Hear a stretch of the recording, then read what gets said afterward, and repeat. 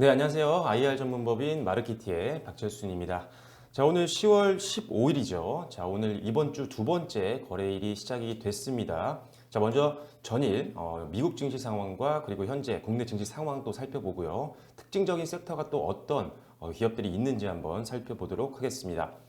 자, 먼저 전일 미국 증시는 아쉽게도 약보합권에서 마감이 됐습니다.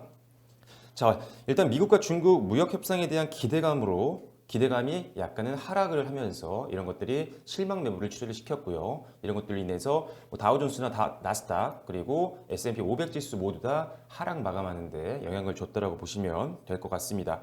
자, 일단은 지난 미국과 중국의 고위급 회담에서요. 일단 미국은 약 300조 원 규모의 중국산 상품에 대한 관세 인상을 보류를 하겠다라고 말씀을 전했고요. 그리고 중국 같은 경우도 한 미국의 농산물 수입 규모를 400억 달러에서 500억 달러 수준으로 늘리겠다라는 내용들을 전해주면서 어떤 스몰딜에 대한 기대감이 좀 많이 올라왔었죠. 그래서 사실 그 이후에 바로 미국 증시도 상승세를 좀 보여줬고요. 국내 증시 역시 어제 좋은 흐름을 보여줬지만 일단은 다시 또 무역 협상에 대한 기대감이 좀 다시 낮아지고 있는 상태입니다.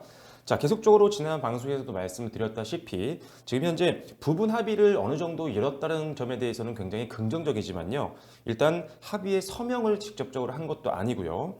거기다 이미 부과 중이었던 관세를 철회했다라거나 또는 보조금 문제 그리고 기술 이전 강요 문제와 같은 다양한 변수들이 계속적으로 남아있는 상태이기 때문에 사실 언제든 변동성이 다시 커질 수 있다는 점이 가장 큰 문제라고 보시면 될 것 같습니다. 따라서 계속적으로 미국과 중국의 어떤 이런 무역 협상의 과정에 따라서 시장이 계속 상승과 하락을 반복할 수 있는 확률이 있기 때문에 역시나 지금은 전반적인 지수 상승에 공격적인 베팅을 하기에는 조금 리스크가 있다라고 보시면 될 것 같습니다.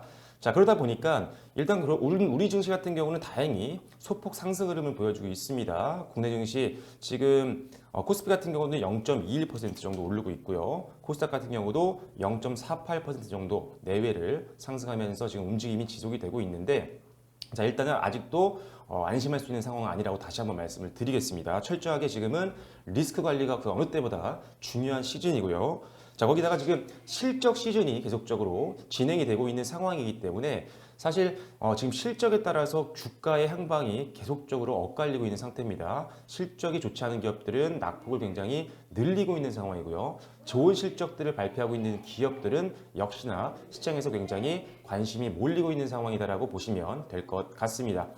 자, 그래서 일단은 가장 좋은 투자 방법은 지금 업황이 굉장히 살아있는 종목들, 즉 업황이 불황에서 다시 호조세로 바뀐다라거나 또는 지속적으로 꾸준하게 업황이 좋았던 섹터들 그리고 실적에 대한 기대감이 높은 종목들 위주의 우리가 베팅이 필요할 텐데요.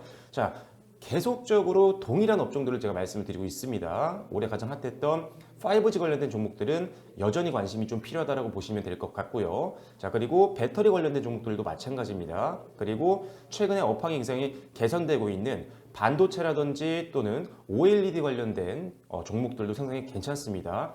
반도체 생각보다 지금 삼성전자도 좋은 실적을 발표했지만 역시나 반도체 수요가 상당히 회복이 많이 되고 있는 상태이기 때문에 반도체를 만드는 회사라거나 또는 소재를 납품하고 있는 기업들 모두 다 지금 관심이 좀 필요한 상황입니다. 자, OLED도 마찬가지입니다. 지금 계속적으로 국내 뭐 삼성 디스플레이를 시작으로 해서 또는 미국 또는 중국의 OLED 업체들이 계속적으로 증설에 대한 내용이라거나 또는 투자에 대한 내용들이 흘러나오고 있기 때문에 지금 전방에서 수요가 많이 늘어날 수 있는 상황이라고 볼 수가 있을 것 같습니다. 따라서 관련된 재료들을 만들고 있는 회사들은 우리가 지금 관심이 필요하다는 거죠.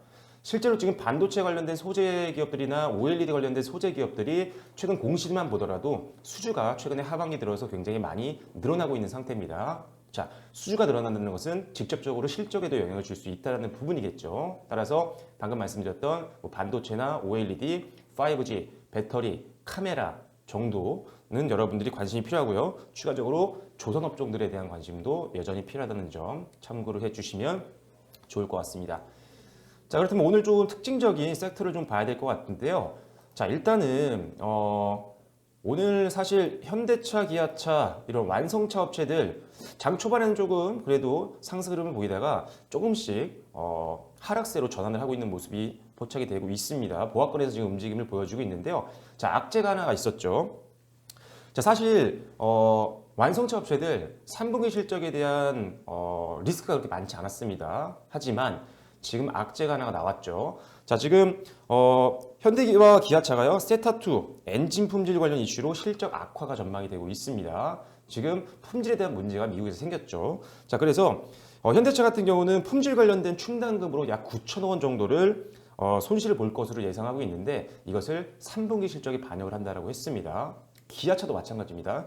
기아차도 지금 3천억 원 정도의 손실을 이번 3분기 실적에다가 반영을 한다라고 했기 때문에 엄청나게 실적이 지금 3분기가 줄어들 수밖에 없는 상황이죠. 자, 그렇기 때문에 실적 시즌을 지나고 있는데 3분기 실적에 악재로 작용할 만한 내용이 흘러나왔습니다. 따라서 지금은 사실 중장기 성장성에 대해서는 자동차 업종들 조금 그래도 관심이 좀 필요하다라고 볼 수는 있겠지만 일단 단기적인 악재가 나왔기 때문에 어느 정도 주가가 변동성이 커질 수가 있는 장입니다. 따라서 주가가 좀 안정화되는 것을 실제로 우리가 눈으로 확인하고 접근해도 늦지 않다라는 거죠. 일단 단기적으로 3분기 실적 시즌에 어떻게 보면 굉장히 안 좋은 악재가 나온 거기 때문에 일단 단기적인 변동성에 대비를 하셔야 되고요. 따라서 뭐 현대차나 기아차를 가지고 있는 분들은 조금 비중을 축소하는 전략도 필요할 것 같습니다. 일단 단기적으로 바닥권을 좀 뚫었죠 또. 그래서 좀 아쉬운 부분들이 있습니다. 따라서 일단은 조금은 비중을 축소하시고요. 다시 한번 저점 확인하시고 반등 나온 이후에 추세가 다시 우상향으로 간 이후에 접근하셔도 늦지 않습니다.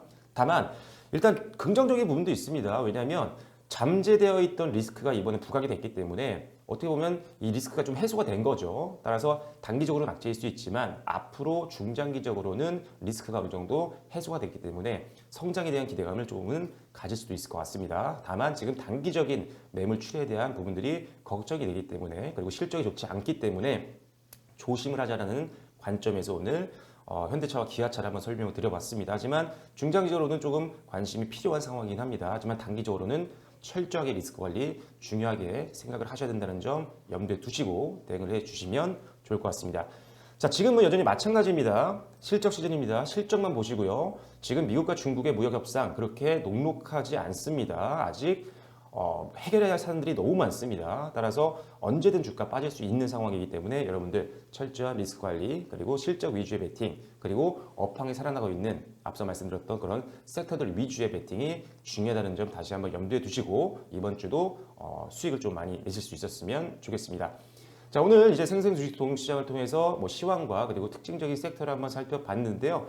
자, 매일 제가 이제 생생 주식통뿐만 아니라 다른 컨텐츠 방송도 진행을 하고 있습니다. 제가 직접 탐방을 다녀오거나 분석한 기업들을 소개하는 기업 IR 노트도 진행을 하고 있고요. 그리고 그날 공시가 나왔던 기업들을 소개하면서 공시를 어떻게 이용하는지에 대해서도 설명을 드리고 있습니다.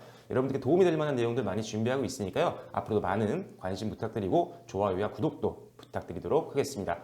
네, 오늘 시황방송은 여기서 마무리 짓도록 하겠습니다. 지금까지 IR 전문법인 마르키트의 박철순이었습니다. 감사합니다.